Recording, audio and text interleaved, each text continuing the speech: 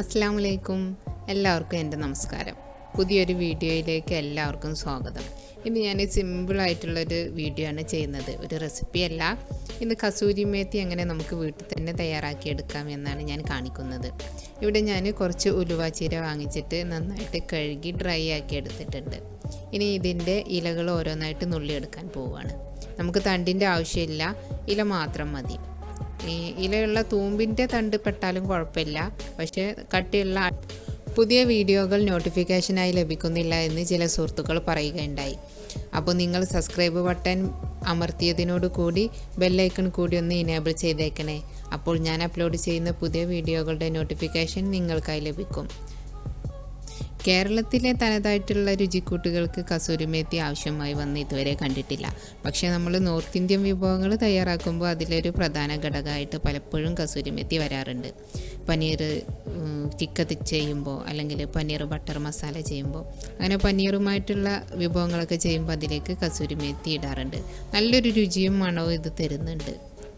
നമ്മൾ വിചാരിക്കുന്ന പോലെയല്ല, ആൾ റെഡിയായി കഴിഞ്ഞാൽ പുലിയാണ്. അപ്പം ഞാനിവിടെ മുഴുവൻ ഇലയും നുള്ളി എടുത്ത് കഴിഞ്ഞു. ഇതാ ഇത്രയും തണ്ട് ബാക്കി വന്നിട്ടുണ്ട്. ഇത് നമുക്ക് കളയാം. അപ്പോൾ ഇനി ഇത് നമുക്ക് ഉണക്കിയെടുക്കണം. ഞാനിവിടെ വെയിലത്താണ് ഉണക്കിയെടുക്കുന്നത്. അപ്പോൾ നേരത്തെ കഴുകിയെടുത്തത് കൊണ്ട് ഇനി കഴുകണമെന്നില്ല. ഇത് മുറിയിൽ തന്നെ ഒരു 4 ദിവസം ഇങ്ങനെ പരത്തിയിട്ട് കഴിഞ്ഞാൽ ഉണങ്ങിക്കിട്ടും. ഇനി ഒറ്റ ദിവസം തന്നെ ഉണക്കിയെടുക്കാൻ വേണ്ടിയിട്ട് ഒരു പാത്രത്തിലേക്കോ ഒരു ടവലിലേക്കോ മാറ്റിയിട്ട് പുറത്ത് ടെറസിൽ വെയിലത്ത് വെക്കാം. അപ്പോൾ ഞാനിതൊരു പാത്രത്തിലേക്ക് മാറ്റിയെടുത്തിട്ടുണ്ട്. ഒരു വട്ടത്തിലുള്ള പാത്രത്തിൽ അധികം കട്ടിയില്ലാതെ ഇങ്ങനെ പരത്തിയിട്ട് കൊടുക്കാം. അപ്പോൾ അത് ഞാൻ അടുത്ത ദിവസം ഫുൾ വെയിൽ കൊള്ളിച്ചെടുത്തതാണ്.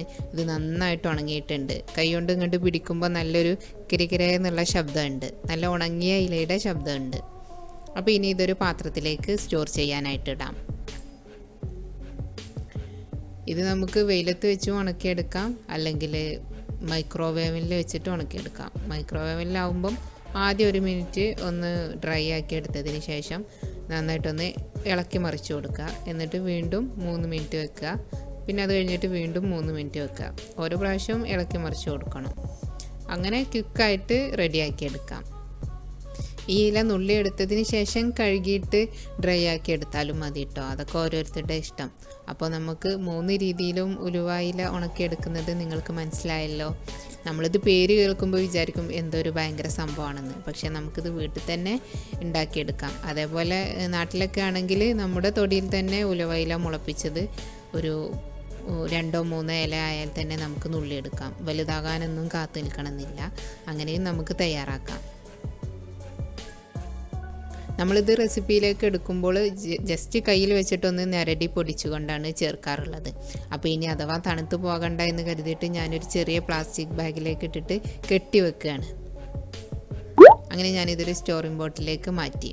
അപ്പോൾ നിങ്ങൾക്ക് ഈ വീഡിയോ ഒരു സഹായമായിട്ടുണ്ടെന്ന് എന്ന് കരുതുന്നു. നിങ്ങളുടെ വിലയേറിയ അഭിപ്രായങ്ങളും നിർദ്ദേശങ്ങളും ഒക്കെ അറിയിക്കണം കേട്ടോ. അപ്പോൾ അടുത്ത വീഡിയോയിൽ നമുക്ക് വീണ്ടും കാണാം. ഇതുവരെ സപ്പോർട്ട് ചെയ്ത എല്ലാ സുഹൃത്തുക്കൾക്കും ഒരുപാട് നന്ദി.